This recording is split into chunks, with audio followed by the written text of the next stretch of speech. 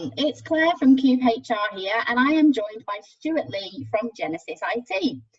In recent months, home working has increased by a whopping 37%, as businesses who would previously have shied away from home working have had no choice but to allow their employees to work from home. We're anticipating that as we return to normal, employers are going to be receiving an increase in flexible working requests from those employees who have been successfully temporarily working from home and now want to do so on a more permanent basis. Remember, everybody has the right to request flexible working. There's an awful lot to consider when your employees are home working, and one of the key things is your IT infrastructure and security. So Stuart is here to give you his top tips. Hi everyone. So first thing you have to consider is your secure remote working. How is it going to be structured? Are you going to give your employees remote desktop access or give them VPN access?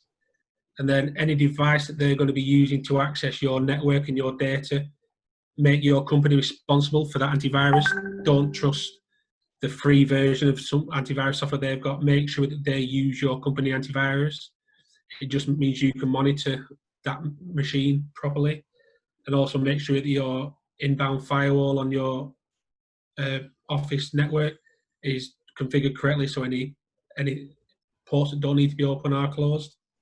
And then secondly, implement a zero trust policy, which is not to suggest you don't trust your employees, but it just covers your back. So employ a principle of least privilege, so that makes sure that they can't access any information that they don't need access to.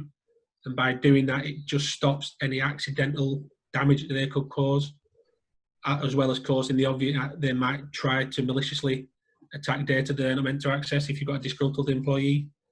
And any devices they use to access your data employ multi-factor authentication. So if they log onto a new device, you can configure it so they will be prompted, or you can be prompted to say that employee has tried to log on from this device. Is this correct? And it just stops it. So if their username and password has been breached, that you can close the channels down before they get access. And then thirdly, just to prevent any data loss, so make it by avoiding the insecure data access as mentioned just previously. Also make sure that your backup procedure is nailed on, that your backups are successful daily, and also test them backups regularly, either by picking a couple of files, and then also make sure that periodically, maybe every month, you do a full disaster recovery, just to make sure you can get all your data back or all your critical data back. And then just make sure you maintain compliance with your policies and procedures. So, for example, if you have a new user come on board, make sure that what they can see is only what they should be able to see. If you have employees that leave, or if you have employees on furlough, for example, make sure that they can't access your data when they shouldn't be accessing it. And especially when employees leave, make sure that any remote devices like mobile phones or tablets are wiped of any company data, which, if implemented correctly, can be controlled from a central point by yourselves. And a great tip is to raise your employee awareness. So give them some online security training, so they are aware of the red flags, what to look out for, the phishing emails, the social engineering where people connect with them on LinkedIn, for example, and ask them lots of questions about the business. And if your employee is not aware of what's happening, they could be disclosing information that should be secure and not available to the outside world. And that helps you protect against your cyber attacks, firstly, because phishing emails between February and June, there was quite an astounding 350% increase on phishing emails. So, for example, your employee gets an email from yourself saying that you need them to make an urgent payment to your personal bank account, which of course isn't your personal bank account, or you get an email, or your accounts department might get an email from a supplier or a customer to say that they've changed their bank account and could any future payments be made to this new account.